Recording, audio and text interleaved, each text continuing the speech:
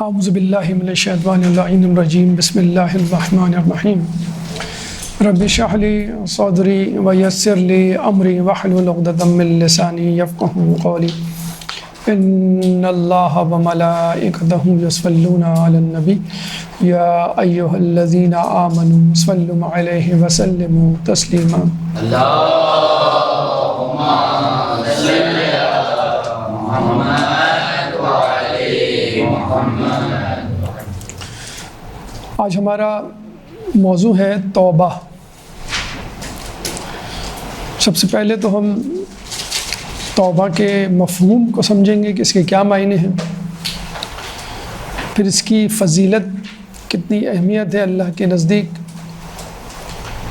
اور اس کے بعد اس کی شرائط کیا ہیں کہ جن کو پورا کر کے انسان توبہ قبول کروا سکتا ہے اپنی۔ اس کے بعد چوتھے مرحلے پہ اثرات، جب آدمی توبہ کرتا ہے تو اس کے کیا اثرات ہوتے ہیں، یا منفی طور پہ اگر ہم دیکھیں جو آدمی توبہ نہیں کرتا اس کو کیا نقصان ہوتا ہے۔ تو دونوں قسم کے اثرات پڑھیں گے ہم، مثبت اور منفی، اور سب سے آخر میں کچھ اشکالات اس حوالے سے کہ بعض اوقات ہم سمجھتے ہیں کہ کچھ لوگ یا کچھ گناہ معاف نہیں ہوں گے، حالانکہ اللہ غفور الرحیم ہے، اس کے حوالے سے کچھ باتیں۔ تو سب سے پہلے تو تعریف۔ دیکھیں، کسی بھی چیز کی تعریف دو طرح سے کی جاتی ہے، ایک لغوی اور ایک اصطلاحی۔ لغوی یعنی جو ڈکشنری میں موجود ہے، لفظی تعریف جسے ہم کہتے ہیں۔ تو توبہ کی لغوی یا لفظی ڈکشنری والی تعریف کیا ہے؟ پلٹنا، واپس آنا، رجوع کرنا۔ پلٹنا، واپس آنا، رجوع کرنا، یعنی کوئی چیز اپنی جگہ پہ واپس آ جائے تو ہم اس کو کیا کہیں گے؟ توبہ۔ لغوی معنی ہے۔ اب کون سی چیز کہاں سے کس طرف واپس آتی ہے وہ ایک الگ بحث ہے۔ لغوی لفظی تعریف ہو گئی۔ اب آ جائے اصطلاحی تعریف۔ الف کیا ہے اس کی سپیلنگ؟ الف صاد طا، لام الف، ہا حلوے والی ہا چھٹی۔ اصطلاحی یعنی جس معنی میں اس کو ہم استعمال کرتے ہیں۔ توبہ کا مطلب کیا ہوتا ہے؟ انسان کا گناہ کر کے ندامت کی صورت میں اللہ کے حضور واپس آنا۔ انسان کا گناہ کر کے ندامت کے ساتھ خدا کے حضور واپس آنا،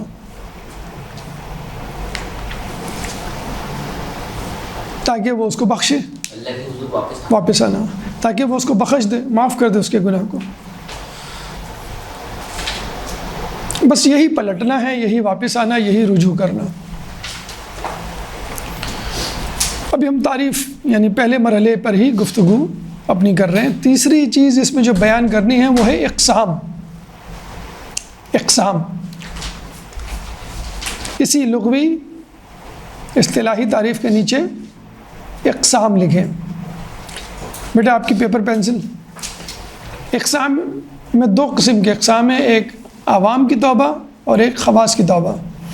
عوام کی توبہ کس لیے ہوتی ہے؟ گناہوں کے لیے، گناہوں کی معافی کے لیے۔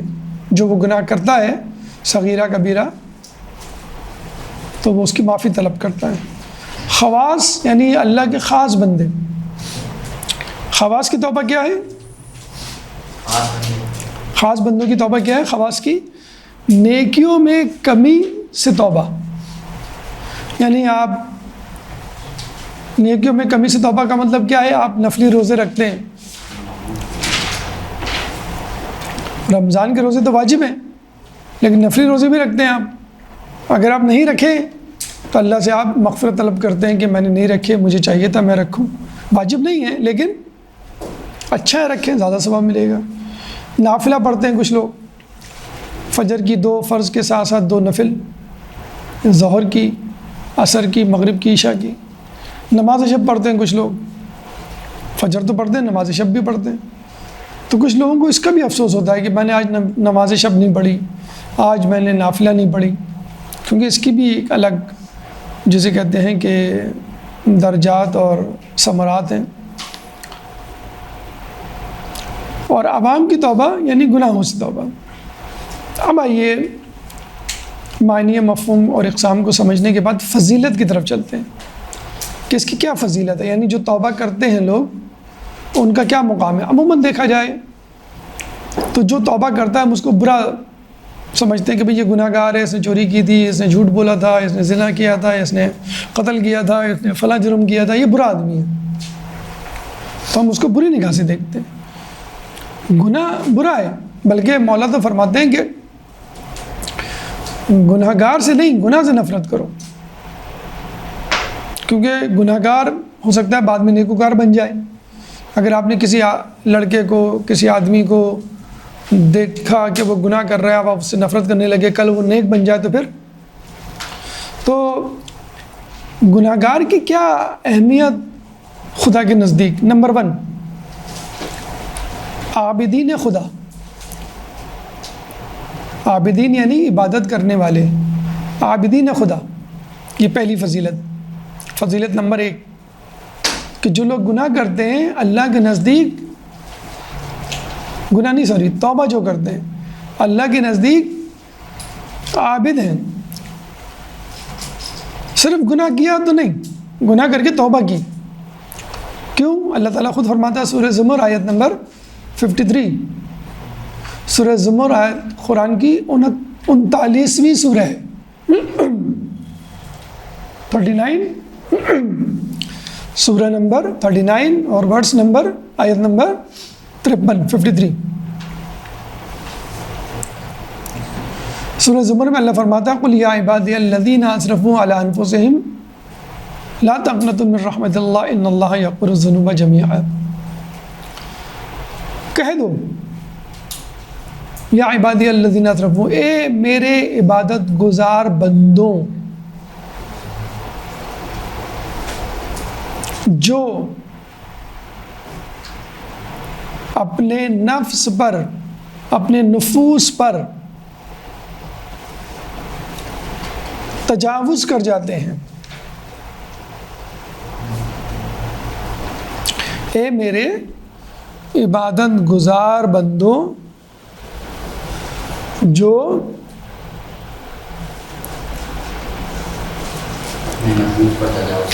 تجاوز کر جاتے ہیں، لا تقنطوا من رحمت اللہ، اللہ کی رحمت سے مایوس نہ ہوں، اللہ کی رحمت سے مایوس نہ ہوں۔ کیوں مایوس نہ ہوں؟ ان اللہ یغفر الذنوب جميعا، اللہ تعالیٰ، بے شک اللہ تعالیٰ تمام گناہوں کا معاف کرنے والا ہے۔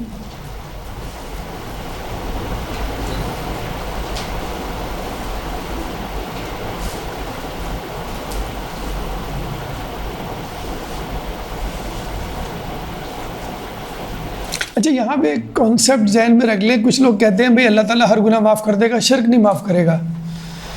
تو وہ اس صورت میں جب آدمی توبہ نہ کرے شرک سے، توبہ کر لے گا تو وہ معاف ہو جائے گا۔ اصحاب رسول کتنے تھے جو پہلے شرک کرتے تھے؟ بلکہ تمام کے تمام لوگ دیکھا جائے تقریباً جب رسول آئے تو بت پرستی سے منع کیا، اسلام پھیلایا، تو تمام مشرکین اور کفار آہستہ آہستہ آہستہ مسلمان ہونے لگے۔ وہ مشرک جو توبہ کیے بغیر مر جائے، یا یوں کہہ لیجئے کہ اللہ اپنی طرف سے تو سب معاف کر دے گا، لیکن شرک کو جب تک وہ توبہ نہ کرے۔ ٹھیک ہے، نمبر 1 فضیلت، گناہ گار نہیں، توبہ کرنے والا کیا ہوتا ہے اللہ کے نزدیک؟ عابد ہوتا ہے۔ کیوں عابد ہوتا ہے؟ اس نے تو گناہ کیا ہے، اس کو تو گناہ گار کہنا چاہیے ہمیں۔ ہاں، اس نے توبہ بھی تو کر لی، یہ ہے اصل کام۔ تو اب وہ گناہ گار نہیں رہا بلکہ نیکوکار اور عابد بن گیا، جسے کہتے ہیں۔ یہ بالکل ایسا ہی ہے کہ کوئی بچہ کوئی شرارت کرتا ہے، جھوٹ بولتا ہے، کوئی چیز توڑ دیتا ہے، فیل ہو جاتا ہے، تو اس کے ابو بلا کر کیا کہتے ہیں؟ بیٹا آپ تو گڈ بوائے ہو، آپ نے ایسا کیا۔ یا کوئی استاد کلاس میں داخل ہوتا ہے، ایک بچہ شیطانی کرتا ہے، شور مچاتا ہے، تو استاد کیا کہتا ہے؟ بیٹا آپ تو گڈ بوائے ہو، آپ تو اچھے بچے ہو، آپ کیوں شیطانی شور مچا رہے ہو؟ تو اس کا مطلب کیا ہوا؟ اللہ تعالیٰ اپنے نیک بندوں کو جب گناہ کرتا ہوا دیکھتا ہے تو غصہ نہیں ہوتا، بلکہ ان کو سمجھاتا ہے پیار محبت سے کہ تم تو میرے عبادت گزار بندے ہو، توبہ کر لو تو میں تمہیں معاف کر دوں گا۔ تو ہر جسے کہتے ہیں وہ انسان جو عبادت گزار ہوتا ہے اور جسے کہتے ہیں کہ عبادت کرنے والا ہوتا ہے، اس کو اللہ تعالیٰ مایوس نہیں ہونے دیتا۔ یعنی آپ یوں سمجھ لیجئے جو توبہ کرنے والا ہے عابدین کی فہرست میں تو ہے ہی، لیکن اللہ تعالیٰ اس کو مایوسی سے بچاتا ہے کہ تم مایوس نہ ہو، چاہے کتنا بڑا گناہ ہو اللہ تعالیٰ معاف کر دے گا۔ نمبر 2، محبوب خدا، ان اللہ یحب التوابین، اللہ تعالیٰ بے شک اللہ تعالیٰ توابین سے محبت کرتا ہے۔ توابین یعنی جمع ہے توبہ کرنے والا کی، توبہ کرنے والوں سے محبت کرتا ہے۔ یہ ہے سورہ بقرہ آیت نمبر 222، 2 2 اور پھر 2، یعنی سورہ بقرہ دوسرا سورہ ہے اور آیت نمبر 222۔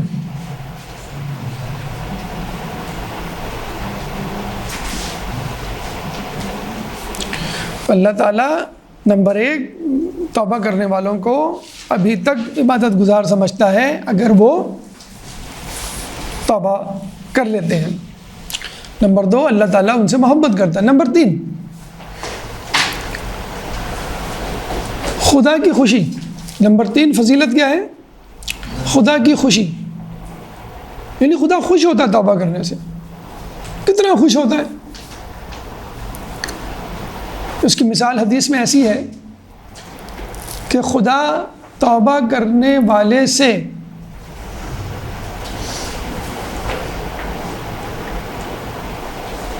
اس طرح خوش ہوتا ہے کہ جیسے کوئی شخص اپنی سواری اور زاد راہ کو تاریکی میں کھو کر دوبارہ پالے۔ کوئی شخص اپنی سواری اور زاد راہ کو کھو کر تاریکی میں اپنی سواری اور زاد راہ یعنی کھانا پینا سامان سفر کا بیگیج جو ہوتا ہے، جو ہم زیارت وغیرہ پہ سوٹ کیس وغیرہ لے کے جاتے ہیں۔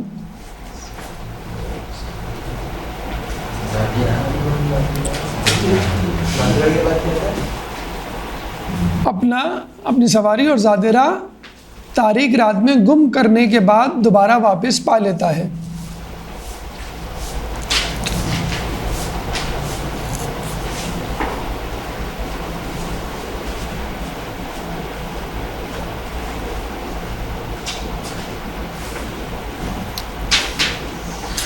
بھئی آپ خود بتائیں نا، بعض اوقات شاید آپ لوگوں کو یہ تجربہ ہو کہ نہ ہو۔ جیسے ہمیں ایک تجربہ ہوا کہ ایک دفعہ ہم عمرے پہ گئے تو ہمارا بیگیج رہ گیا فلائٹ میں، آیا ہی نہیں۔ اب کتنا خوف، کتنی ٹینشن، تو 2-3 لوگوں کو بھیجا اور لوگوں کے بھی رہ گئے تھے، وہ بڑی مشکل سے ملا۔ تو مطلب کہ وہ جو 2-3 دن ہمارے گزرے کتنی پریشانی میں، اگر بیگ میں خدا نخواستہ کوئی نقدی کوئی قیمتی سامان ہو تو اسی طرح اس زمانے میں تو بڑا مشکل ہوتا تھا، ایک جگہ سے دوسری جگہ سفر کرنا سیف بھی نہیں ہوتا تھا۔ اب بھائی راستے میں کوئی جگہ آئی، رات ہو گئی تو آپ کو کہاں سونا، کوئی ہوٹل ووٹل تو ہوتے نہیں تھے، وہی درخت پہ آپ نے سواری باندھی اور سو گئے۔ کوئی سواری چرا کے لے گیا یا سواری خود جسے کہتے ہیں کہ رسی توڑ کے بھاگ گئی، اونٹ یا گھوڑا جس پہ سامان ہو سارا، اور صبح اٹھے تو آدمی سواری غائب، اور وہ ڈھونڈ رہا ہے۔ اور ڈھونڈتے ڈھونڈتے دوپہر ہو گئی، شام ہو گئی، اور وہ سو گیا تھک ہار کے. جیسے اس کی آنکھ کھلی تو سامنے اس کا اونٹ کھڑا ہوا ہے، سواری اور زادرہ دونوں ایک سامنے ایک ساتھ. کتنی خوشی ہوگی اس کو، کیونکہ اس زمانے میں تو سارا سامان ہی اس سواری پہ ہوتا تھا. تو اللہ کو اس سے بھی زیادہ خوشی ہوتی ہے، کہتے ہیں اس سے بھی زیادہ خوشی ہوتی ہے اگر کوئی بندہ واپس پلٹتا ہے. ہم اکثر یہ سوچتے ہیں کبھی گناہ کر رہے ہیں، اب تو اللہ بڑا ناراض ہوگا، لیکن اور اللہ ہمیں اب گلے نہیں لگائے گا یا واپس قبول نہیں کرے گا. لیکن اللہ قبول کر لیتا ہے اور خوشی خوشی قبول کرتا ہے، غصے میں نہیں قبول کرتا. امی ابو تو پھر بھی ناراض ہو جاتے ہیں، آپ کوئی کام کریں اور پھر معافی مانگے، بعض اوقات معاف کر دیتے ہیں لیکن بعض اوقات ناراض ہو جاتے ہیں، سزا دیتے ہیں. لیکن اللہ تعالیٰ مرنے سے پہلے پہلے، وقت سے پہلے پہلے اگر آپ نے توبہ کر لی تو اللہ معاف کر دے گا. تو یہ ہیں 3 فضیلتیں، اور بھی فضیلتیں ہیں. یہ ہیں 3 اہم ترین فضیلتیں. نمبر 1، جو گناہ کرتا ہے اللہ تعالیٰ اس کو عابد کی فہرست میں شامل رکھتا ہے اگر وہ توبہ کر لے. نمبر 2، محبوب خدا، اللہ کا محبوب ہے. حالانکہ اللہ کا محبوب تو وہ ہوتا ہے جو عبادت کرتا ہے. یہاں اللہ کا محبوب کون ہے؟ جو گناہ گار ہے لیکن توبہ کر لیتا ہے. نمبر 3، خدا کو خوشی کتنی ہوتی ہے؟ جتنی ایک کوئی مال، کوئی سواری زادرہ گم ہو جائے اور پھر ایک دم سے مل جائے. تو یہ فضیلتیں ہیں جس سے اس کی اہمیت کو سمجھنے میں مدد ملے توبہ کو. اب آ جائے شرائط، کنڈیشنز. جیسے ہم کہتے ہیں نماز پڑھتے ہیں تو نماز کی کیا شرائط ہے؟ لباس پاک ہو، باوضو ہو، خود غسل کیا ہو یعنی غسل جنابت نہ ہو، جگہ غصبی نہ ہو، پانی غصبی نہ ہو، پھر رکوع سجود اذکار یہ سب صحیح ہوں. تو یہ شرائط ہے نا، یہ تھوڑی کہ صرف نماز پڑھ لی ہو. اس طرح روزے کی شرائط ہے، نیت کرنی ہے آپ کو پہلے، نیت نہ ہو تو روزہ نہیں ہوگا. کھانے پینے سے پرہیز کرنا ہے، کثیف غبار سے پرہیز کرنا ہے، اور بھی بہت ساری چیزیں. حج کی شرائط ہے. تو توبہ کی کیا شرائط ہیں؟ یعنی اگر ان شرائط کو مد نظر رکھا جائے تو انشاءاللہ امید ہے اللہ آپ کا گناہ معاف کر دے گا. یعنی کہ آپ نے استغفر اللہ کہہ دیا بس ٹھیک ہے اوکے اللہ نے معاف کر دیا، نہیں. شرائط ہیں کچھ. نمبر 1، خالص توبہ.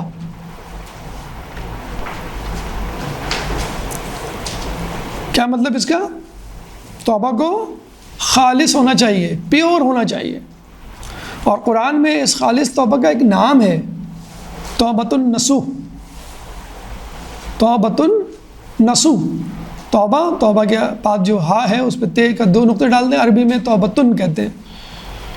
نصوح الف لام نون صاد واو ہا، حلوے والی ہا. اور اس کا ذکر قرآن میں بھی ہے. وہ آیت کیا ہے؟ یا ایھا الذین آمنوا توبوا الی اللہ توبۃ نصوحا. اے ایمان والو خدا کی بارگاہ میں توبہ کرو، خالص توبہ. توبہ تو کرو لیکن خالص توبہ. اے ایمان والو اللہ کی راہ میں، اللہ کی بارگاہ میں توبہ کرو، خالص توبہ. سورہ تحریم آیت نمبر 8.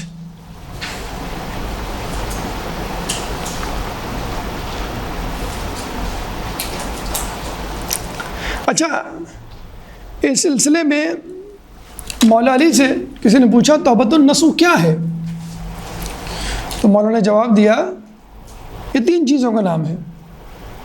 اب یہ مولا علی توبۃ النصوح کی ڈیفینیشن بتا رہے ہیں. نمبر 1، ندامت قلب، یعنی دل میں پشیمانی. ندامت یعنی پشیمانی، ریگریٹ، ندامت قلب. نمبر 2، استغفار لسان، یعنی زبان پر استغفار کہنا، زبان سے استغفار کہنا، استغفار کہنا. نمبر 3، دوبارہ گناہ نہ کرنے کی نیت. یا ارادہ؟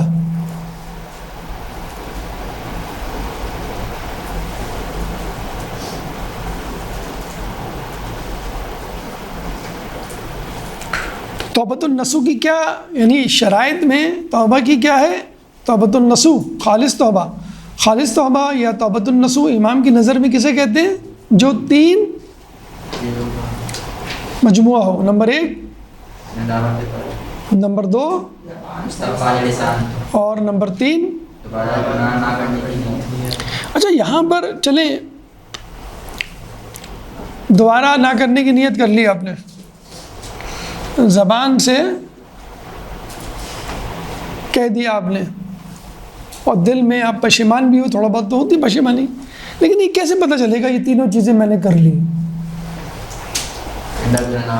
یعنی خالص توبہ آپ نے کر لی، اب آپ کا دعویٰ ہے کہ میری توبہ خالص ہے، لیکن کیسے کنفرم کریں گے؟ پتہ نہیں ہو تو آپ کی نفس آپ کو بے چین کرے گا۔ ٹھیک ہے، گناہ نہیں کریں گے آئندہ تو آپ کو پتہ چل جائے گا، 1 دن 2 دن مہینہ سال۔ اور دوسرا بے چینی، اضطراب آپ کو رہے گا، بے چینی کہ یار میں نے کیوں کیا۔ اور کوئی چیز ایک بڑی اہم چیز ہے جو اکثر ہم نظر انداز کر دیتے ہیں، نہیں استغفار تو پڑھنا ہے، وہ تو جز ہے نا اس کا، لیکن بعض اوقات ہم دعویٰ کرتے ہیں کہ ہم نے خالص توبہ کی ہے، لیکن ہم نے خالص توبہ نہیں کی ہوتی۔ وہ ایک بڑا اچھا نقطہ ہے جو موسیٰ علیہ السلام کے زمانے میں ایک شخص کی وجہ سے یہ پتہ چلا لوگوں کو۔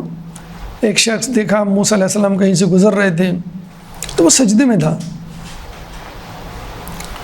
موسیٰ علیہ السلام نے دیکھا کہ وہ سجدے میں اللہ تعالیٰ سے دعا مانگ رہا ہے، اللہ میرا گناہ معاف کر دے، استغفر اللہ ربی واتوب الیہ، جو بھی، لیکن بڑی گڑ گڑا کے دعا مانگ رہا ہے۔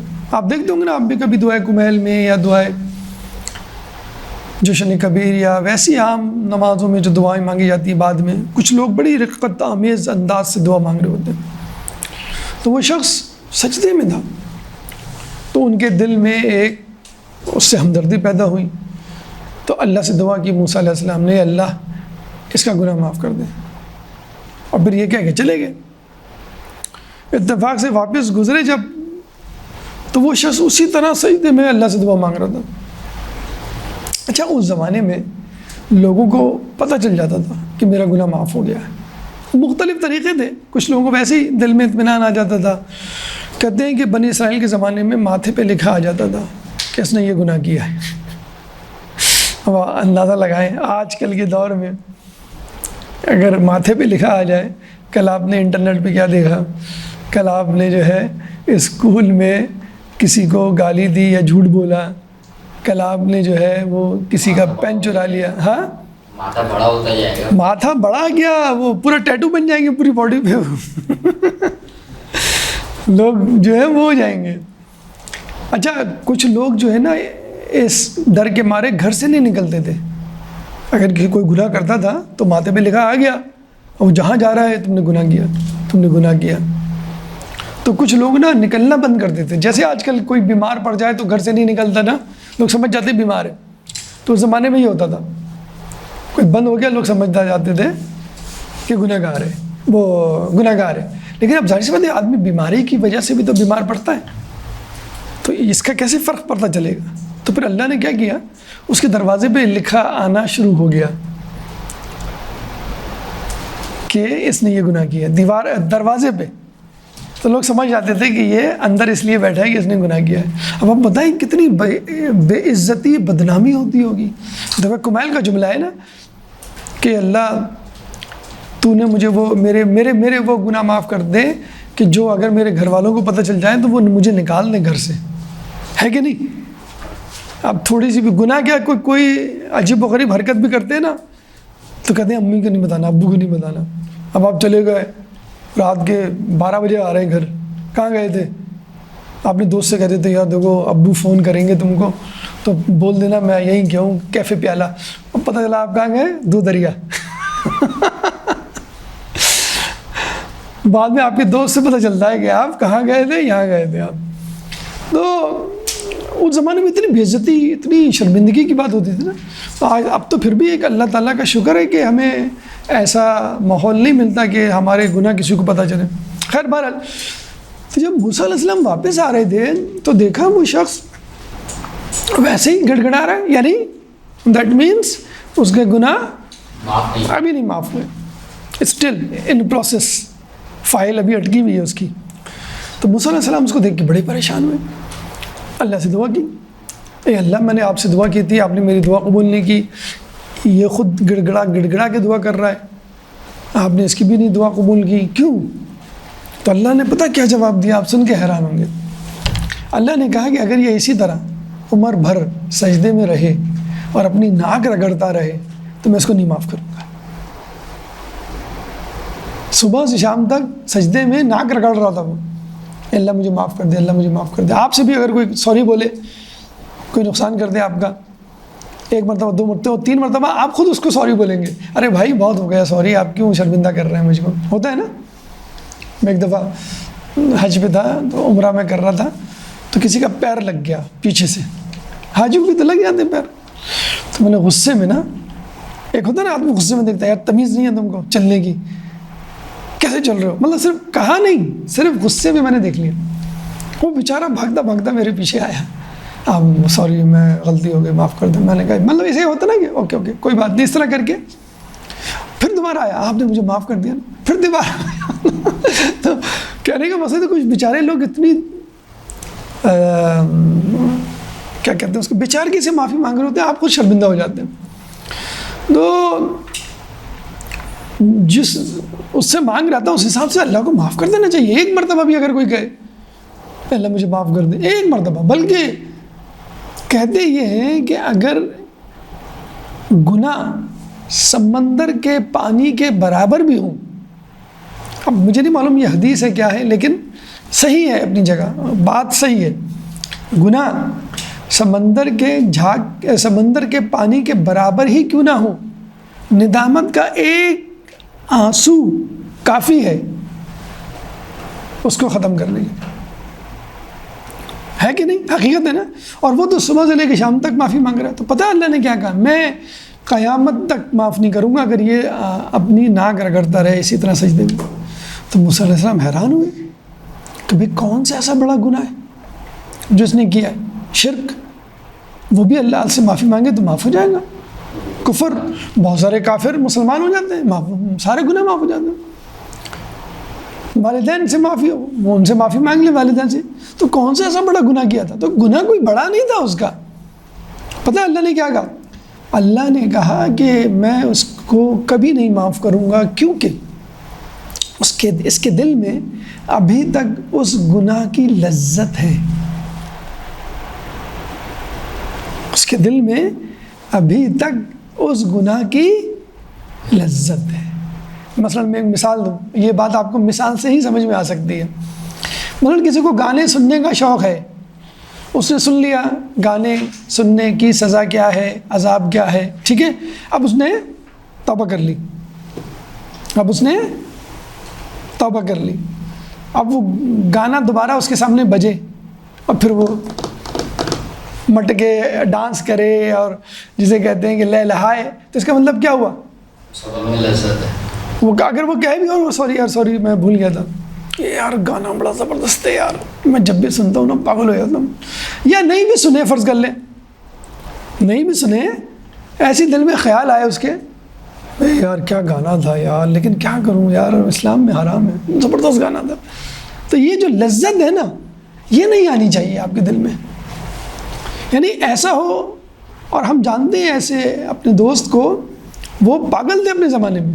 مائیکل جیکسن کا نام سنا ہے آپ نے؟ کیسا سنا ہے, ماشاء اللہ, اب تو مر بھی گیا وہ, آپ نے پھر بھی اس کا نام سنا ہوا ہے. تو وہ مائیکل جیکسن کے دیوانے تھے. ان کے گھر میں کمرے میں مائیکل جیکسن کی تصویریں لگی ہوتی تھیں. اور جب وہ دیندار بنے تو انہوں نے سب کچھ چھوڑ دیا. اب وہ مجھے بتلاتے ہیں کہ اگر میں کسی ریسٹورنٹ میں یا کسی جگہ جاؤں, مجبوری ہوتی ہے, شاپنگ سینٹر, تو وہاں بس وقت میوزک بج رہا ہوتا ہے نا, میں جاؤں تو میرا دل نا, اور میوزک بج جائے یا بج رہا ہو تو میرا دل دھڑکنے لگتا ہے زور زور سے. کہ میں گر پڑوں گا یا میرا بلڈ پریشر ہائی ہو جائے گا یا میں کچھ کر بیٹھوں گا، اتنا میں گھبراتا ہوں، گھبراہٹ شروع ہو جاتی ہے مجھے کہ بس میں جاؤں یہاں سے چلوں. یہ جسے کہتے ہیں کہ انسان کی جب حالت ہو جائے کہ اس گناہ سے نفرت ہو جائے اس کو، تو پھر جو ہے وہ مزہ آتا ہے. یا فرض کر لیں آپ نے کسی دوست کی بے عزتی کر دی، اب آپ نے اللہ سے معافی مانگ لی، اس سے بھی معافی مانگ لی فرض کر لیں، پھر دوسرے نے کہا ابے یار کیا تو نے اس کو ٹانگ اڑائی تھی، کیسا زور سے گرا، ہاں یار مزہ آ گیا تھا واقعی، بدلہ لے لیا میں نے پرسوں کی بے عزتی کا، لیکن میں نے اس سے معافی مانگ لی ہے. معافی مانگنے کا کیا فائدہ ہوا؟ آپ کے دل میں ابھی تک اس کی لذت ہے. میرا ایک اسٹوڈنٹ تھا، پاکستانی نہیں، فارنر، تو میں اس کو بتا رہا تھا کہ تو اللہ نے شراب حرام کی ہے، سور کا گوشت حرام کیا ہے. تو اس نے کہا سور کا گوشت کیوں حرام کیا؟ میں نے کہا بس حرام ہے اور اس کے ویسے بھی اثرات ہوتے ہیں. وہ پھر ایک لمبی بحث ہے. تو اس نے کہا کہ ڈاکٹر دا pig meat is very very delicious. تو میں نے کہا یہ تم کیا بات کر رہے ہو، تم نے کھایا ہے؟ کہ ہاں میں نے کھایا ہے. میں نے کہا کیوں؟ کہ وہ ایک دفعہ میں امریکہ گیا تھا تو غلطی سے اس نے لا کے رکھ دیا، میں نے کھا لیا، بعد میں پتہ چلا، میں سمجھا یہ بیف ہے میں نے کھا لیا. میں نے کہا یہ تو حرام ہے. کہ نا حرام ہے یار، میں نے توبہ کی ہے doctor, don't worry, but very delicious, very delicious. تو کیا فائدہ آپ کی توبہ کا؟ اللہ آپ کو معاف کرے گا جب آپ کریں گے ویری ڈیلیشیس. یا ایک مثال میں اور دوں، جو بڑے لڑکے ہیں یہاں پہ بیٹھے ہوئے، کسی لڑکی سے آپ کو عشق ہو جائے نامحرم سے، ٹھیک ہے، بعد میں پتہ چلے کہ بھئی یہ تو حرام ہے. عشق حرام ہے کہ نہیں ہے نا حرام؟ عشق مجازی، عشق الہی نہیں، عشق مجازی. بعد میں پتہ چلے کہ یار وہ یہ تو حرام ہے. 9-10 میں کون ہے؟ یا 9-10 سے ہی معاملات شروع ہوتے ہیں نا. یہ جو چھوٹے بچے تو شاید ان کو سمجھ میں نہیں آئی بات. تو کسی سے عشق ہو جائے اور عشق مجازی میں مبتلا ہو جائے، پھر آپ کے استاد، آپ کے امی ابو سمجھائیں. خیر یہ تو نہیں سمجھاتے کوئی کہ یہ حرام ہے چھوڑ دو. لوگ کیا کہتے ہیں؟ بیٹا اپنی پڑھائی پہ توجہ دو، بیٹا پڑھو، ان چکروں میں نہ پڑھو ورنہ فیل ہو جاؤ گے. تو یہی کہتا ہے اچھا اگر پاس ہو گیا تو پھر کر سکتا ہوں. یہ تو بات ہی غلط ہے نا. یہ تو سمجھانے کے لیے کہا جاتا ہے. ہمیں یہی کہا جاتا تھا ان چکروں میں پڑھو گے تو فیل ہو جاؤ گے، یہ سب چیزیں چھوڑ دو، بری صحبت چھوڑ دو، اور یہ سب میوزک یہ وہ سب میں نہ پڑھ، صرف پڑھائی کرو. بہرحال لیکن یہ کہہ کے کیوں چھڑوانا چاہیے کہ یہ گناہ ہے اس سے؟ تو وہ مطلب یہ کہنے کا ہے کہ آپ نے گناہ کر لیا، توبہ کر لی، پھر بھی کبھی یاد آئے تو آپ آہ بھر کے کہے یار بس اس کے بعد دل میں کوئی نہ سمایا. تو یہ جو آپ کہتے ہیں نا آہ بھر کے، اور یہ جو فلاں انڈین ہیروئن ہے، فلاں ہیروئن ہے، یہ اس کی طرح تھی، استغفر اللہ. اب مثالیں دینی پڑتی ہیں جسے کہتے ہیں کہ لیکن حقیقت ہے کہ نہیں. تو اگر آپ یہ جو دل میں آہ بھرتے ہیں نا، توبہ کر لی، سب کچھ کر لیا، بعض اوقات اس کی بھائی سے پٹائی بھی ہو چکی ہوتی ہے آپ کی، محلے کے گنڈے آپ کو مار بھی چکے ہوتے ہیں کہ اس گلی میں چکر نہیں لگانا. تو لیکن جسے کہتے ہیں کہ لذت باقی ہے تو وہ گناہ. یہ 3 مثالیں میں نے آپ کو دی. آپ ہی کا ایج گروپ ہے تو آپ کو اس گناہ سے نفرت کرنی پڑے گی، پھر کہیں جا کے جسے کہتے ہیں کہ وہ گناہ معاف ہوگا. درود پڑھ دیں محمد والے محمد میں.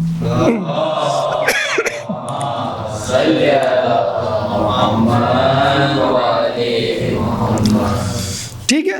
تو یہ کیا تھا؟ پہلی شرط کیا تھی؟ خالص توبہ، جس کو ہم عربی میں قرآن کی زبان میں کیا کہتے ہیں؟ توبۃ النصوح. نمبر 2 اصلاح، کریکشن جسے کہتے ہیں، اصلاح. مثلا ہم ایگزام میں فیل ہوئے تو آپ نے توبہ کر لی، اب دوبارہ فیل ہو گئے تو کیا فائدہ ہوا؟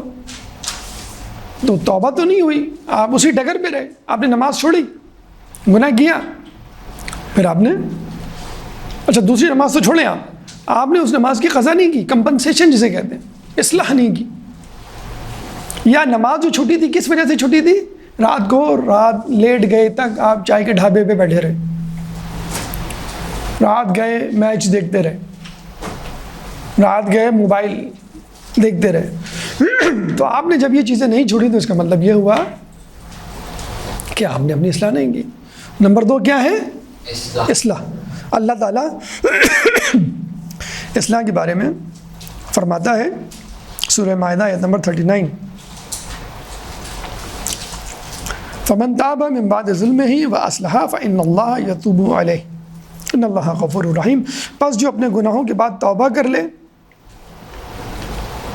اور اپنی چال اور اپنی اصلاح کر لے تو بے شک خدا اس کی توبہ قبول کرتا ہے. جی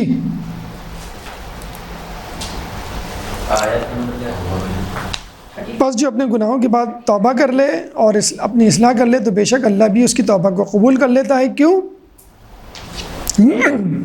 خدا بڑا غفور الرحیم ہے. خدا بڑا غفور الرحیم ہے. دیکھیں توابین کا آپ نے نام سنا؟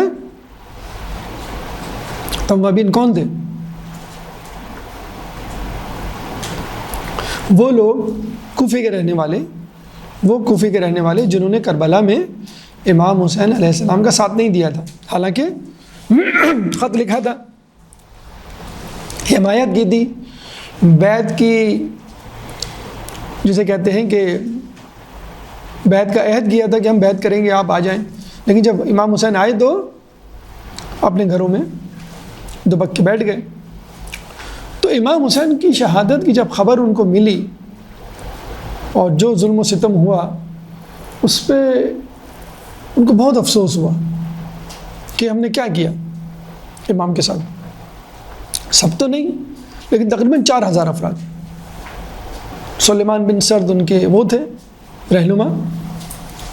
4000 افراد نے باقاعدہ ایک صحرا میں جا کر دعا کی اور توبہ کی اور معافی مانگی اللہ سے، اور جسے کہتے ہیں سر پہ کفن باندھ کے تیار ہو گئے کہ ہم بدلہ لیں گے. تو انہوں نے قیام کیا تھا لیکن ان کا قیام کامیاب نہیں ہوا. بیشتر لوگ تقریباً سب 2 4 10 15 شاید بچے ہوں شہید ہو گئے تھے. تو یہ توابین ہے. ٹھیک ہے بے وفائی کی امام سے لیکن بعد میں توبہ کر لی. اتنا مختار صفقی کے ساتھ تقریباً 7000 لوگ تھے. یہ بھی ان میں وہ لوگ بھی شامل تھے. ایک تو وہ تھے جو کسی مجبوری کی وجہ سے کربلا نہ جا سکے، مثلا زندان میں جو تھے، خود مختار ثقفی زندان میں تھے. تو جو لوگ ان کے ساتھ تھے انہوں نے مختار ثقفی کے ساتھ مل کر توبہ کی اور قیام کیا اور کامیاب بھی ہوئے.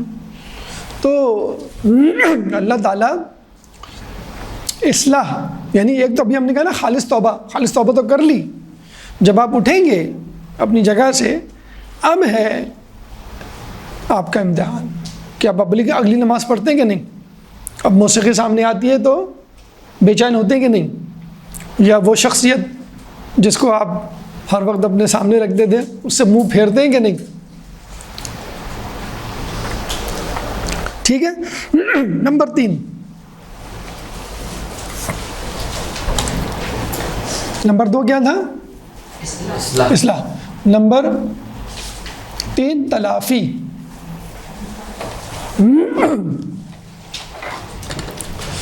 دیکھیے اکثر لوگوں کے ذہنوں میں یہ ہے کہ کچھ بھی کر لو، توبہ کر لو، بس ختم سب معاملہ. ایسا نہیں. فرض کر لیں آپ نے فجر کی قضا کر دی نماز، اگر آپ توبہ کریں تو ٹھیک ہے، بس اب کچھ نہیں کرنا، قضا تو پڑھنی پڑے گی. نماز روزہ نہیں رکھا آپ نے، مجبوری ہی میں کوئی چاہے کیوں نہ رکھا ہو اس کو بھی رکھنا ہے.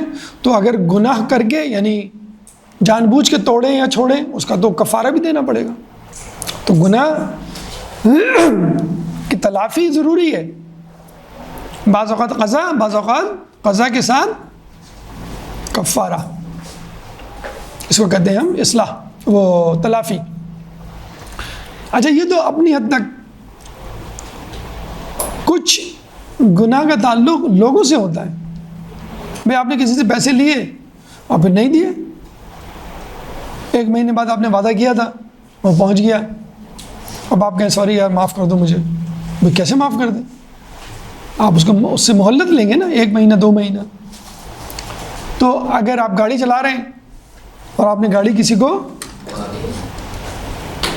اس کا ایکسیڈنٹ ہو گیا، خدا نخواستہ وہ انجرڈ ہو گیا، اب آپ کہیں سوری یار، اچھا بھائی کل ملیں گے، یہ کبھی ہو سکتا ہے؟ تو غصے میں آ جائے گا بھی سوری سے کیا ہوتا بھائی؟ تو آپ کو کمپنسیشن دینی پڑے گی، اس کی گاڑی کی ریپیئر مینٹیننس میں جو خرچہ آئے گا وہ دینا پڑے گا، خدا نخواستہ کچھ اور اس سے بڑا معاملہ ہوا تو اس کو وہ دینا پڑے گا. کیونکہ لوگوں سے متعلق جو حقوق ہیں اگر وہ خود نہیں معاف کرے تو کبھی بھی نہیں معاف ہوں گے، کبھی بھی معاف نہیں ہوں گے. اللہ سے متعلق جو گناہ ہے وہ تو اللہ پہ ڈیپینڈ کرتا ہے قیامت میں وہ معاف کرتا ہے کہ نہیں. لیکن اگر کسی نے کسی کا حق کھایا ہے اور جس کا حق کھایا وہ قیامت میں آ جاتا ہے، گریبان پکڑ لیتا ہے، راستہ روک لیتا ہے آپ کو جنت میں جانے سے، تو اللہ یہ نہیں کہے گا کہ ابھی میں نے معاف کر دیا بس ٹھیک ہے ختم. نہیں، اللہ کہے گا نہیں، اس نے نہیں معاف کیا. دیکھیں کتنی بڑی بات ہے نا، اللہ معاف کر دے لیکن جب تک وہ نہیں معاف کرے گا وہ نہیں جا سکتا. تو پھر اس کو اپنی نیکیاں دینی پڑیں گی. بہت بڑا لاس کیا ہے اس نے تو پھر اس کے گناہ اس کو دینے پڑیں گے. تو یہ ضروری ہے تلافی کس کی؟ عبادتوں کی تلافی، جیسے نماز روزہ، لکھ لیں اس کو، قضا جسے کہتے ہیں.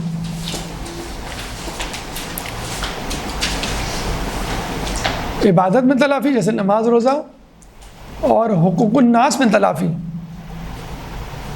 جیسے قرض کی ادائیگی.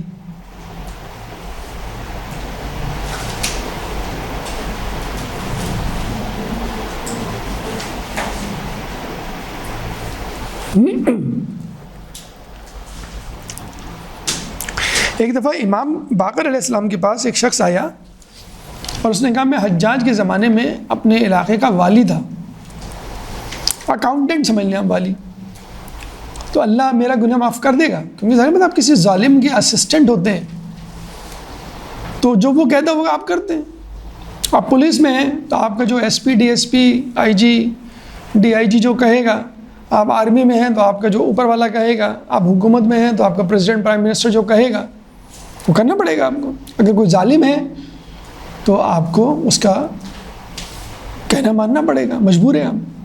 تو وہ کرتا تھا، امام کا جانے والا تھا، امام کے پاس آیا، کہنے میں تو حجاج کے زمانے میں تھا، جی کچھ پوچھ رہے ہیں ہم؟ تو میں اس کے ساتھ تھا، اللہ میرا گناہ معاف کر دے گا؟ تو امام خاموش ہو گئے. تو اس نے پھر دوبارہ پوچھا، اس کا مطلب ہے ہی واز سیریس، اس نے کہا اللہ معاف کر دے گا؟ تو امام نے کہا جب تک تم لوگوں کے حقوق نہ ادا کرو، یعنی کمپنسیشن، اگر تم نے کسی پہ ظلم کیا ہے تو اس کو ریپلیس کرو، تلافی کرو. یعنی اسلام میں اتنا زیادہ امپورٹنٹ ہے کسی پہ ظلم کی تلافی کہ ایک دفعہ کسی کو کوڑے مارنے تھے تو مولانا نے کہا کہ بھئی اتنے کوڑے مار دو، یعنی 20 فرض کر لیں. تو قمر نے مارا. جب آپ کسی کو مارتے ہیں نا، کسی چور کو، کسی گنہگار کو، آپ بعض وقت غصے میں آ جاتے ہیں. وہ کہتے ہیں نا کہ کنکر مار رہے تھے حاجی صاحب اس کو، تو ایک نے اپنی چپل اتار کے ماری. لوگ کہہ رہے ہیں بھائی کنکر مارتے ہیں، چپل نہیں مارتے. کہتے نہیں یہ بہت خلا خراب ہے، یہ مجھے بہت تنگ کرتا ہے، یہ مجھ سے بہت گناہ کرواتا ہے پاکستان میں. تو بھئی آپ ایکسٹرا کام نہیں کریں، جو ہے وہ کرنا ہے وہ کریں. تو قمر نے 20 کے بعد 21واں بھی کوڑا اپنی طرف سے ایسے ہی مار دیا. تو امام فوراً اٹھے، مولا علی، کوڑا اٹھایا اور ایک کوڑا قمر کو مارا کہ تم نے ایک ایکسٹرا کوڑا کیوں مارا اس کو؟ بتائیں آپ. اتنی زیادہ اسلام میں باس پر سے چھوٹا سا بھی گناہ ہو جائے، غلطی ہو جائے، ظلم ہو جائے، کس پر؟ گناہ گار پہ بھی ظلم ہو جائے. اب چور ہے تو اس کے ہاتھ کاٹنے کا مطلب اس کی انگلیاں کٹیں گی، کوئی ہاتھ پورا نہیں کٹے گا. ہمارے ہاں تو چور ہوتا ہے تو پہلے اس کو ٹانگ سے گھسیٹتے ہوئے لے کے جاتے ہیں، تو وہیں تو بے عزتی ہو گئی ساری اس کی. تو امام نے کہا جب تک تم تلافی نہ کرو. اچھا، اس کے بارے میں بڑا خوبصورت واقعہ ہے، بہت عبرت آمیز واقعہ ہے. فضیل بن عیاض کا نام سنا ہے آپ نے؟ اگر آپ اس کے زمانے میں ہوتے نا اور میں آپ سے کہتا یہ فضیل بن عیاض باہر کھڑا ہے تو آپ باہر نہیں نکلتے. اتنا بڑا ڈاکو تھا, اتنا بڑا ڈاکو کہ لوگوں کو پتہ چل جاتا نا کہ یہ فضیل اس راستے سے گزرتا ہے, یہ اس کا رستہ ہے, تو لوگ اس راستے سے ہٹ جاتے تھے. فضیل بن عیاض نام تھا اس کا.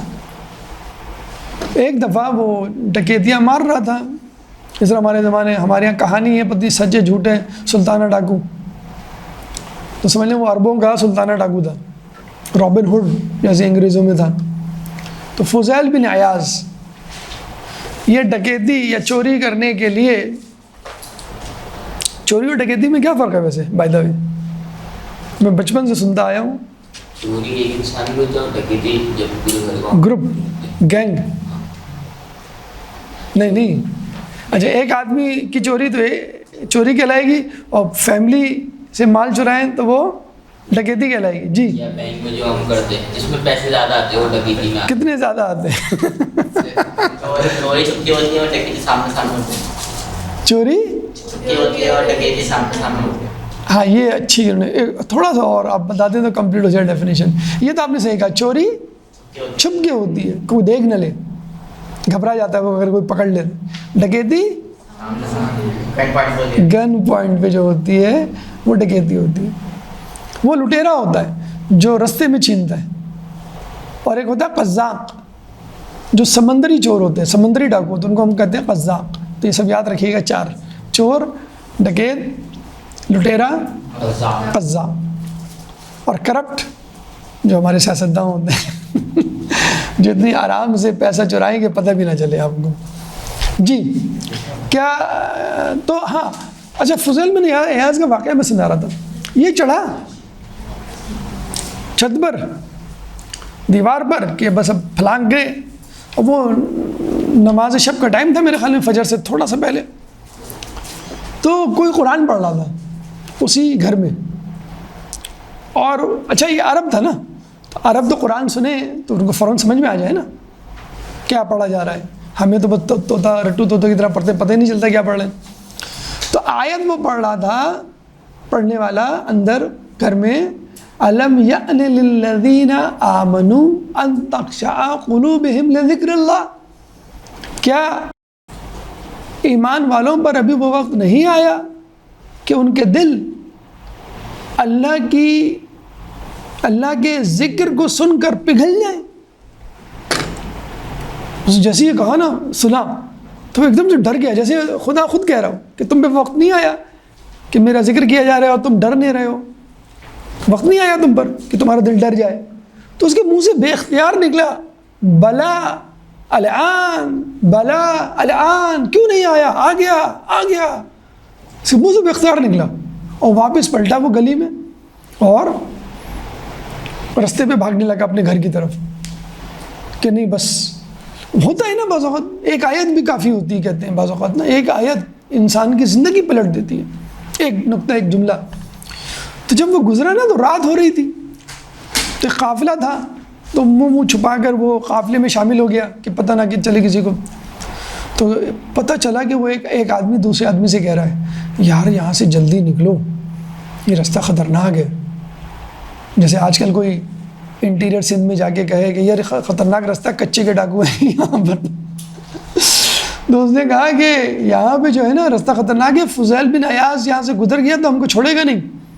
وہ اور رونے لگا, لوگ اس کو دلاسا دے رہے ہیں, گھبراؤ مت, یہ ابھی نہیں آیا فضیل, ہم رستہ بدل لیتے ہیں. وہ منہ چھپایا ہوا تھا, اور وہ گھر جا کے پریشان کہ یار میں کیا کروں. تو پھر اس نے رابطہ کیا لوگوں سے, پوچھا پاچھا, انہوں نے کہا کہ بھائی توبہ تو کرو, لیکن جو تم نے مال چرایا وہ تو واپس کرو لوگوں کا. اچھا اس کی ایک اچھی عادت تھی کہ جب بھی وہ مال چراتا تھا نا تو اس کو لکھتا تھا اپنے رجسٹر میں کہ کس کا کتنا مال چرایا, تاکہ اس کو پتہ چلے کہ آج اتنے کی ڈکیتی کی, آج اتنے کی چوری کی, آج 1 کلو سونا تو کل 2 کلو, تاکہ ترقی ہو اس کی, تو پتہ چلے نا کہ بھائی میری امپروومنٹ ہو رہی ہے کیا. ابھی تک میں ایک ہی موبائل چرا رہا ہوں, 2 کب چراؤں گا, 4 کب چراؤں گا. تو وہ لکھتا تھا, اور جگہ شخص سب لکھتا تھا کہاں سے چرائے وہ. تو اس نے ایک ایک کر کے لوگوں کا مال دینا واپس شروع کیا. یہ میں بتا رہا ہوں تلافی کے ضمن میں واقع ہے کہ لوگوں کی کمپنسیشن، اپنی عبادت کی تو کمپنسیشن ہے ہی، لوگوں کی کمپنسیشن بھی کرنی ہے. آپ نے کسی کا پین چرا لیا، گھڑی چرا لی، اب آپ نے کہا سوری، اور سوری کیا بھیا، آپ کو تو دینا پڑے گا. تو اب ایک اور واقعہ مجھے یاد آ رہا ہے، میں بھول جاؤں گا اگر وہ اس واقعے میں چلا گیا. ابھی یہ میں کمپلیٹ کر لوں، پہلے مجھے یاد دلا دیے گا اگر جب کمپلیٹ ہو جائے نا یہ واقعہ. تو اس نے ایک ایک کو واپس کیا. اب ظاہر سی بات ہے کچھ کھا پی بھی تو لیا ہوگا اس نے، ساری چیزیں تو نہیں رہتی نا ویسی. اب ایک یہودی کا سونا اس نے چرایا تھا، اور وہ تو سونا تو زبردست مالیت کا تھا، اور جو چرائے تھے پیسے درہم و دینار اس نے کھانے پینے میں خرچ کر دیے. اب اس نے کہا میں کیا کروں، میں انتظار کروں اگر کہ سونا جمع کروں پھر اس کو واپس لے آ کے دوں، مر گیا تو وہ چلا گیا اس کے پاس خاموشی سے، اللہ مالک ہے. اس کے پاس جا کے اس نے کہا کہ بھائی میں فضیل بن عیاض ہوں ڈاکو. پہلے تو وہ گھبرا گیا، کہ میرے پاس کچھ نہیں ہے، وہی سونا تھا جو تھا. کہ نہیں، میں نے آپ کے پاس سے سونا چرایا تھا اور میرا ارادہ تھا آپ کو واپس کرنے کا، لیکن میرے پاس ہے نہیں، میں کیا کروں. اور اتنا سونا تھا کہ میں شاید عمر بھر بھی کماؤں تو آپ واپس نہ کر سکوں. تو آپ سے میں معافی طلب کرنے کے لیے آیا ہوں، یا پھر آپ انتظار کریں. تو اس نے کہا کہ نہیں، میں نے تو قسم کھائی ہے کہ میں معاف نہیں کروں گا جب تک تم وہ مجھے سونا واپس نہیں لا کے دو گے. یہ تو سر پکڑ کے بیٹھ گیا، رونے لگا کہ یہ کیا، اس نے قسم کھا لی. اس نے کہا کہ میں تمہاری توبہ کی تعریف کرتا ہوں، آئی اپریشیٹ، لیکن میں کیا کروں، میں نے تو قسم کھا لی ہے. وہ پریشان، رونا دھونا شروع کر دیا. وہ ڈاکو کو دیکھ کے وہ اور پریشان، وہ پہلے خود رو رہا تھا، ڈاکو رو رہا ہے. تو اس نے کہا اچھا ایک ہے اس کا حل، جتنا سونا تم نے چرایا تھا نا اتنا ہی سونا دوسرے کمرے میں قالین کے نیچے تم زمین کھودو گے نا تو تمہیں نظر آئے گا، وہ تم مجھے لا کے دے دو نیت کر کے کہ یہ وہ سونا ہے، تو میری قسم بھی پوری ہو جائے گی کہ جب تک وہ سونا نہیں ملے گا میں نہیں معاف کروں گا. اس نے کہا ہاں یہ ٹھیک ہے، بتاؤ کہاں ہے. کہنا یہ دوسرا کمرہ ہے نا، دوسرا والا، وہاں گیا تو وہ حیران رہ گیا کہ یار اس نے یہاں کیسے رکھ دیا سونا، یہ تو بڑا اچھا کمرہ ہے، کارپیٹ لگے ہوئے ہیں اور یہ اور وہ. عموماً آپ صحن میں کھودیں گے نا یا کسی ویران جگہ پہ. تو وہ پریشان، اس نے کہا نہیں آپ کھودیں، آپ پھر انشاءاللہ میں کمرے میں بیٹھا آپ کا انتظار کر رہا ہوں. وہ اٹھایا، اس نے کدال مارنی شروع کی. اس کو بڑا افسوس ہو رہا تھا، بڑا ماربل لگا ہوا، کارپیٹ کہ میں کھود رہا ہوں یار یہ اس کا سامان خراب نہ ہو جائے، سونا تو مل جائے گا. تو اس نے کھودا تو اتنا ہی سونا کچھ کھدائی کرنے کے بعد دیکھا پڑا ہوا. وہ جلدی سے اس نے اٹھایا اور اس کو خوشی بھی ہو رہی تھی یار کتنا نیک آدمی ہے، اس نے مجھے اس طرح معافی دلوا دی اللہ سے. تو وہ سونا اٹھایا، اس نے دوسرے کمرے میں گیا، یہودی کو کہا کہ یہ سونا واپس کر رہا ہوں میں، یہ تلافی ہے اس کی، اور اب آپ مجھے معاف کر دیں، آپ کی قسم بھی پوری ہو جائے گی. کہتے یہودی رونے لگا اور اٹھ کے فضیل کو اپنے گلے سے لگا لیا اور کہا کہ تم مسلمان ہو؟ کہنے لگا ہاں. کہ تمہارا کلمہ کیا ہے؟ اس نے کلمہ پڑھا. کہنا یہ کلمہ مجھے پڑھوا دو. اور فضیل دیکھ کے حیران، کہنا کیوں؟ کہنا نہیں بس تم پہلے پڑھاؤ. اس نے کلمہ پڑھایا، مسلمان ہو گیا. کہنا مجھے بتاؤ تو صحیح یہ کیا ہو گیا، میں نے تمہارا سونا چرایا تو تمہارا سونا واپس مل گیا بس. کہنے لگے میں نے اپنی کتابوں میں پڑھا ہے کہ ایک نبی آئے گا کہ جس کے ماننے والوں میں سے اگر کوئی ماننے والا سچے دل سے توبہ کرے گا تو وہ جس چیز کو ہاتھ لگائے گا وہ سونے کی بن جائے گی. جس چیز کو ہاتھ لگائے گا وہ سونے کی بن جائے گی. تو سونا نہیں تھا وہاں پر، میں نے تمہیں آزمانے کے لیے بھیجا تھا کہ تم کھودو گے، تمہاری نیت تو ہے نا یہ میں سونا ہے، تو اللہ نے تمہاری نیت اور ارادے کو حقیقت میں تبدیل کر دیا، اور تم نے جب پتھر کو ہاتھ لگایا وہ سونا بن گیا. دیکھیں یہ ہے توبہ کی طاقت، یہ ہے توبہ کی طاقت. ہم کیا کرتے ہیں، گناہ ہو گیا تو مایوس، ایک گناہ اور صحیح، ایک گناہ اور صحیح، اب تو میں تو یار میں تو ہوں برا. بھائی آپ برے ہیں، ڈاکو تو نہیں ہے نا؟ کوئی ہے یہاں پہ ڈاکو؟ ہاتھ کھڑا کرے. کوئی نہیں ڈاکو، کوئی چور، موبائل اسنیچر نہیں ہے نا. تو جب فضیل بن عیاض کو اللہ معاف کر سکتا ہے اس طرح، تو آپ کو نہیں معاف کر سکتا؟ تو بہت ماشاءاللہ عبرت آمیز واقعہ. تو 3 شرائط آپ کے سامنے رکھی میں نے، کون کون سی؟ جلدی جلدی.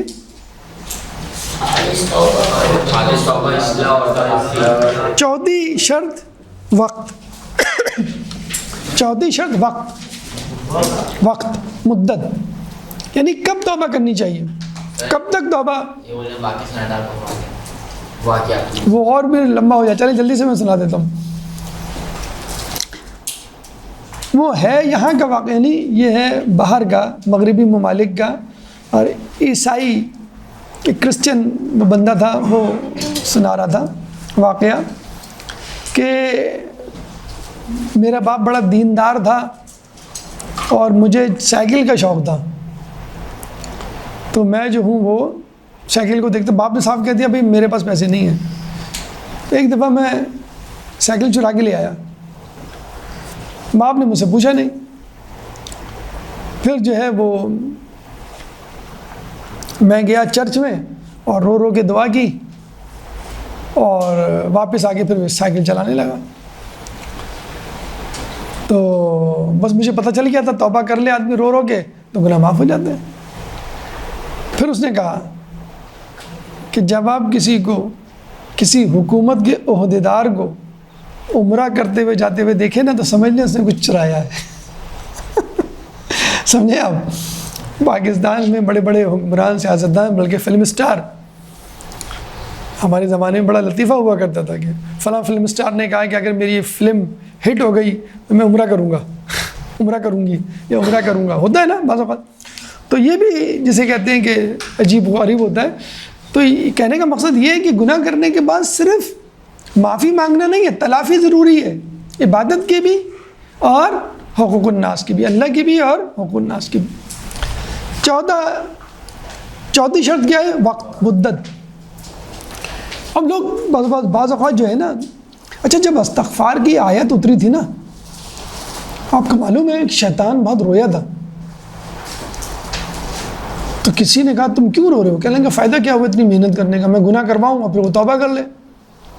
تو ایک نے اس کو مشورہ دیا تم توبہ کو بھلوا دینا. اس نے کہا یہ آئیڈیا اچھا ہے.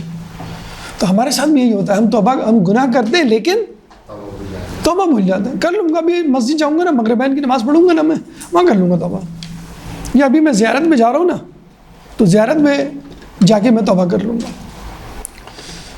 تو توبہ کی ایک لمٹ ہوتی ہے، بلکہ حدیث میں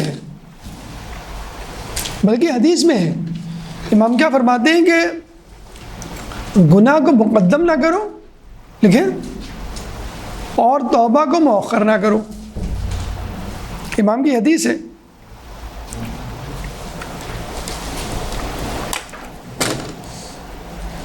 گناہ کو مقدم نہ کرو اور توبہ کو مؤخر نہ کرو، یعنی گناہ میں جلدی نہ کرو اور توبہ کو مؤخر، ڈیلے نہ کرو.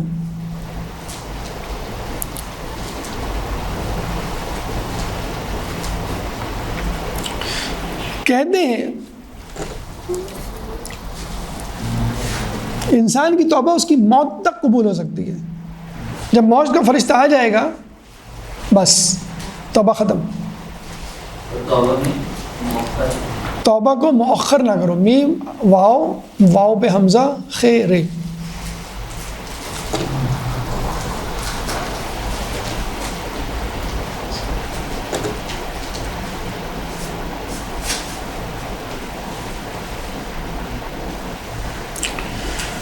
جب تک موت کو نہ دیکھ لے انسان.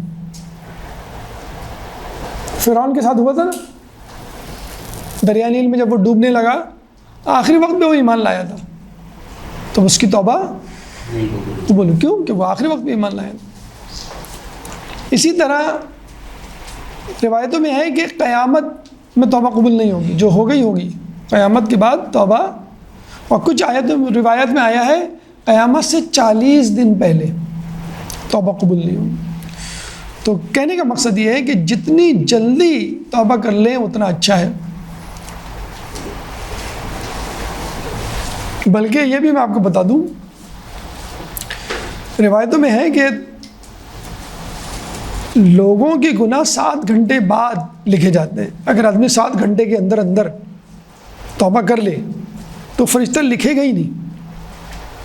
یعنی آپ کا ریکارڈ صاف ہے، جیسے آپ نے گناہ ہی نہیں کیا. جیسے سگنل بعض اوقات لیٹ پہنچتے ہیں نا. تو یہ 4 اثرات تھے. اب شرائط تھی. اب آ جائیں اثرات. گناہ توبہ کرنے کے اثرات کیا ہوتے ہیں؟ نمبر 1، خلوص کے ساتھ توبہ گناہوں کو ساقط کر دیتی ہے. امام علی غرار الحکم. خلوص کے ساتھ توبہ گناہوں کو معاف کر دیتی ہے. یہ کیا کم فائدہ ہے؟ غرار الحکم، حکمت کے موتی، گناہوں کو معاف کر دیتی ہے. کچھ جگہوں پہ ہے دلوں کو صاف کر دیتی ہے.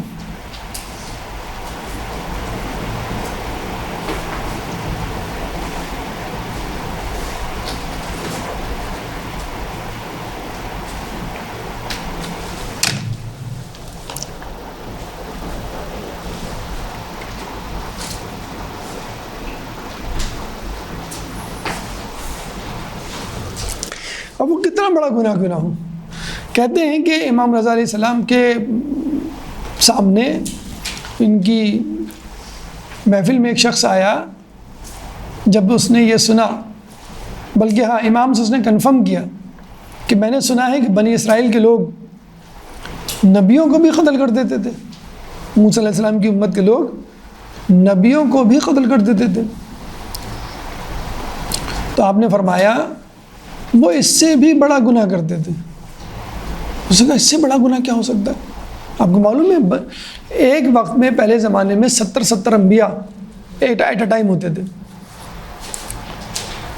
تو وہ طلوع فجر سے طلوع آفتاب تک نبیوں کو قتل کر کے اپنی دکانوں پہ جا کر کاروبار اس طرح کرتے تھے جیسے کچھ ہوا ہی نہیں.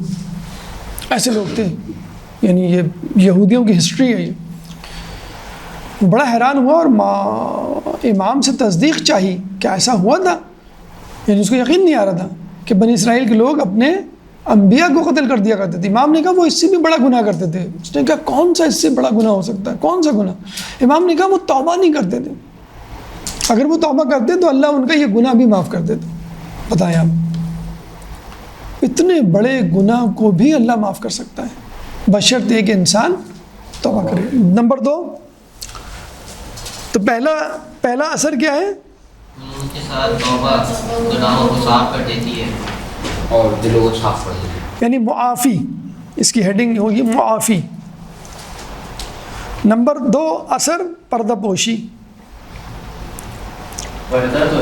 پردہ پوشی، پردہ پوشی یعنی گناہوں کی پردہ پوشی. مطلب ہے حدیث میں ہے جب بندہ مومن خالص دل کے ساتھ توبہ کرتا ہے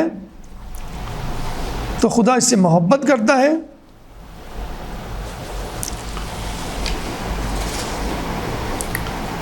اور اس کے عیبوں کو دنیا اور آخرت میں چھپا دیتا ہے. محبت کرتا ہے اور اس کے عیبوں کو دنیا اور آخرت میں چھپا دیتا ہے.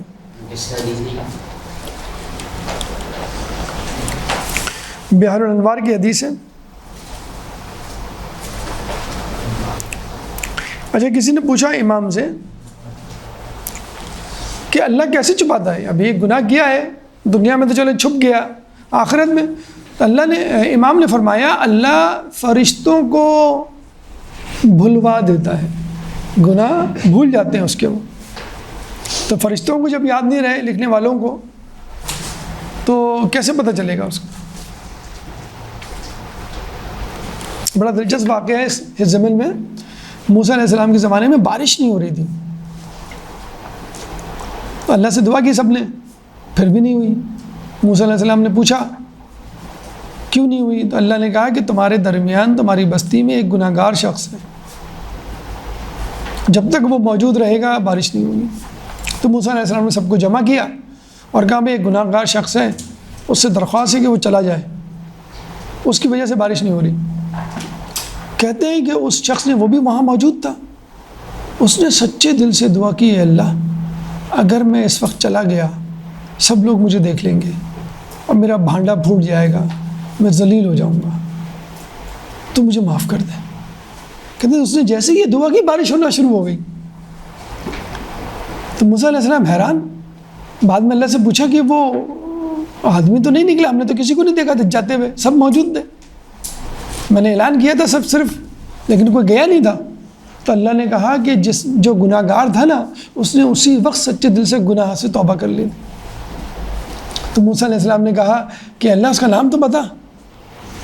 تو اللہ نے کہا کہ جب وہ گناہ گار تھا تو میں نے اس کے گناہ کو چھپا کے رکھا، اب تو وہ میرا محبوب بندہ بن گیا ہے، اب میں اس کے گناہ کو کیوں بتاؤں۔ دیکھیں اللہ تعالیٰ کا کیسا کمال ہے، ہوتے ہیں کہ نہیں سچے دل سے اپنے دل پہ ہاتھ رکھ کے بتائیں، آپ کے بہت سارے گناہ آپ کے ماں باپ کو نہیں معلوم ہوں گے۔ دیکھیں کتنا بڑا بے شک آیا ہے، حقیقت ہے کہ نہیں، کوئی نہ ہنسے، سب کے کھاتے میں، سب کے اکاؤنٹ میں ہوں گے ایسے گناہ، جو ہمارے ماں باپ، دنیا والوں، آس پاس کے لوگوں کو جو ہمیں صحیح سمجھتے ہیں، جو ہمیں عزت دیتے ہیں۔ اچھا یہ میں بتا دوں، اپنا گناہ بتانا گناہ ہے، دوسروں کا گناہ بتانا بھی گناہ ہے۔ کچھ لوگ بعض اوقات کہتے ہیں نا کہ ہاں میں نے تجھے دیکھا تھا، میں بتاؤں گا سب لوگوں کو، اور یہ اور وہ۔ اچھا کچھ لوگ اس سے بھی بڑے بیوقوف ہوتے ہیں، بھئی کہتے نہیں میرے بوسم فرینڈ ہیں، یہ میرے بچپن کے دوست ہیں، ان کو میری ہر بات معلوم ہے۔ یہ سب سے بڑی بیوقوفی ہوتی ہے، کیا پتہ کل وہ دشمن بن جائے۔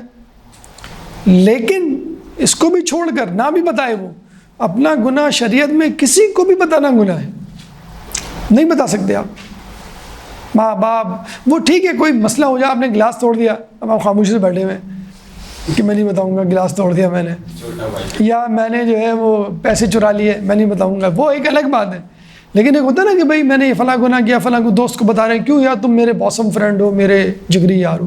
خیر بہرحال، تو اللہ جب چھپاتا ہے تو آپ کیوں نہیں چھپا رہے؟ اپنے گناہوں کو بھی چھپائیں اور دوسروں کو بھی چھپائیں۔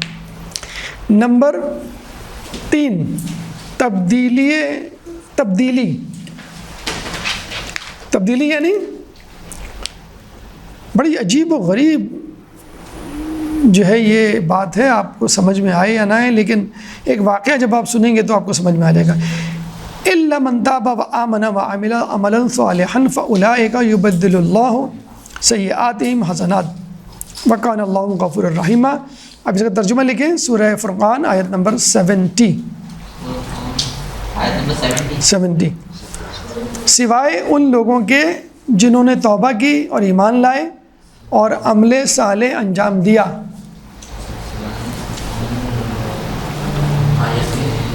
70 سوائے ان لوگوں کے، ترجمہ ہے سوائے ان لوگوں کے جنہوں نے توبہ کی، ایمان لائے اور عمل صالح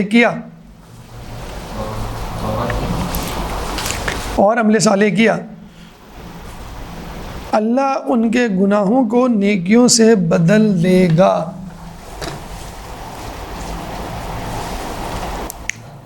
ان کے گناہوں کو نیکیوں سے بدل دے گا۔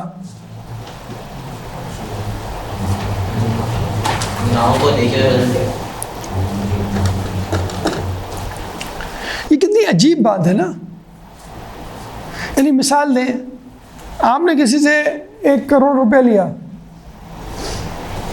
ٹھیک ہے، 1 کروڑ زیادہ ہوگا مجھے لگتا ہے، 1 لاکھ کرتے ہیں، 1 لاکھ روپے لیا آپ نے، اور پھر کہا کہ بھی وہ چوری ہو گئے، حالانکہ آپ نے کھا لیے، گول گپے کھا لیے، 1 لاکھ روپے کے گول گپے تو نہیں آ سکتے۔ گاڑی خرید لی، 1 لاکھ روپے کہاں گاڑی آتی ہے؟ کس نے کہا؟ بائک وہ آ جائے گی لیکن چلے گی نہیں، آ تو جائے گی، موٹر سائیکل ٹھیک ہے آ جائے گی، موبائل بھی آ جائے گا۔ آپ نے بہرحال گاڑی لے لی یا گاڑی کے پہیے لے لیے رولز رائس کے، تو بہرحال کچھ بھی آپ نے لے لی، موبائل لے لیا، اور اس کو کیا کہا یار وہ میں نے جو ہے وہ کھو دیا یا کچھ بھی کر لیا، گاڑی لے لی، یار مجھے معاف کر دو، جیسے کہتے ہیں۔ تو کبھی وہ کہے گا کہ یار بڑا اچھا کام کیا ماشاءاللہ، یہ لو 1 لاکھ روپے اور لے لو، ایک اور گاڑی لے لو، ایک اور موبائل لے، نہیں نا، اور غصہ ہوگا نا، وہ گریبان سے پکڑ لے گا۔ اگر آپ کوئی گناہ کریں، اللہ سے معافی مانگیں، اللہ تعالیٰ جتنا گناہ کیا ہے نا اتنی نیکی دے دے گا آپ کو. کتنی عجیب بات ہے. ہنسی آ رہی ہے, واقعی ہنسی آتی ہے. یعنی آپ نے ٹیشو پیپر چرایا, کوئی دکاندار کہے گا بہت اچھی بات کی, سوری کرنے آیا, میں آپ کی سوری کو تسلیم کرتا ہوں, یہ لیں ایک اور. بلکہ یہ تو ہوتا ہے, اس طرح کا ہوتا ہے. ہم نے سنا کس طرح کا ہوتا ہے. مثلاً آپ نے بھی شاید سنا ہوگا کہ ٹیکسی میں کوئی اپنا بریف کیس بھول گیا, اس بریف کیس میں 1 لاکھ روپے تھے. تو ٹیکسی والا ڈھونڈتا رہا, ڈھونڈتے اس کے پاس گیا کہ نہیں صاحب یہ آپ بھول گئے تھے میری ٹیکسی میں. تو وہ اس میں سے 2000 روپے دیتا ہے, یار یہ آپ کا انعام, آپ یہ واپس لے کر آئے. ہوتا ہے نا, یہ تو ہوتا ہے نا کم از کم. لیکن ایک جو ہے لے اور نہ واپس کرے اور پھر کہے یار سوری, کہنا بہت اچھی بات ہے آپ نے سوری کی, یہ لے, اچھا ایک اور مرتبہ سوری. لیکن خدا کرتا ہے آپ گناہ کریں, اللہ سے سوری سچے دل سے کریں, اللہ جتنا گناہ کیا ہے اتنا نیکی میں اضافہ کر دے گا. جیسے کہتے ہیں کہ ایک گناہ گار تھا, وہ گیا لوگوں کے پاس کہ میں گناہ گار ہوں, میں کیسے بخش پاؤں. اس نے کہا ایک آدمی ہے عابد, وہ آپ کو بتا سکتا ہے, وہ سب سے بڑا نیکی کرنے والا, عبادت کرنے والا. اور کون گیا اس کے پاس؟ جو سب سے بڑا گناہ گار. اس کو کہیں مل گیا. اس زمانے میں اللہ تعالیٰ کیا کرتا تھا, نیکوکار عابد کے سر پر بادل رکھ دیتا تھا جو اس کے ساتھ ساتھ چلتا تھا. لوگوں کو پتہ چل جاتا تھا کہ اس نے 30 سال تک عبادت کی ہے, کم از کم 30 سال ضروری ہے. تو بادل اس کے ساتھ ساتھ تھا, وہ سمجھ گیا کہ یہ وہی عابد ہے. اس نے کہا میں نے گناہ کیا, یہ کیا, کون سے گناہ کیے؟ کہنا یہ کیا, یہ کیا, یہ کیا, یہ کیا. وہ لسٹ ہی ختم نہیں ہو رہی. اس نے غصے میں کہا یار مجھ سے دور چلے جاؤ تم, میں نہیں بخشوا سکتا, تمہارا گناہ اتنے ہیں کہ اللہ کبھی نہیں بخشے گا تم کو, تو یہاں سے چلے جاؤ. اور اس نے جو ہے اس کو برا بھلا کہہ کے دوسری طرف چلا گیا. کون؟ عابد. جب عابد گیا تو اب بادل اس کے ساتھ نہیں گیا, بادل وہیں رک گیا. کس کے پاس؟ جس نے توبہ کی تھی. اور جب وہ روتا ہوا اپنے گھر کی طرف جا رہا تھا تو بادل اس کے اوپر تھا. کمائی اس کی تھی اور کام اس کے پاس آ گئی. تو یہی ہے نا کہ گناہوں کو نیکیوں سے بدل دے گا. ایک بس آخری حدیث لکھ لیں, اچانک موت, آخری حدیث. ابھی جو ہے 1 منٹ ہے, بس 1 منٹ میں ہو جائے گی حدیث. جو شخص توبہ کے بارے میں ٹال مٹول سے کام لے گا, جو شخص توبہ کے بارے میں ٹال مٹول سے کام لے کر اپنے آپ کو دھوکہ دے گا, اس پر اچانک موت کے حملے کا خطرہ ہوگا.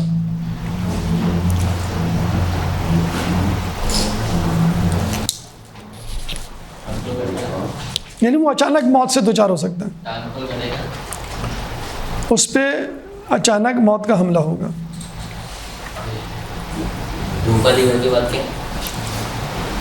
ٹال مٹول کر کے اپنے آپ کو دھوکہ دے گا, اس پر اچانک موت کا حملہ ہوگا. اللہ تعالیٰ سے دعا ہے کہ جو کچھ پڑھا سنا اس میں عمل کرنے کی توفیق عطا فرما, گناہوں سے توبہ کرنے کی توفیق عطا فرما, گناہ نہ کرنے کی توفیق عطا فرما. اور ہم پہ اللہ سے دعا ہے کوئی ایسی آزمائش نہ ڈال جس کے ہم متحمل نہیں ہو سکتے. ربنا لا تؤاخذنا ان نسینا واخطأنا ربنا ولا تحمل علينا اصرا كما حملته على الذين من قبلنا ربنا ولا تحملنا ما لا طاقة لنا به واعف عنا واغفر لنا وارحمنا انت مولانا فانصرنا على القوم الكافرين.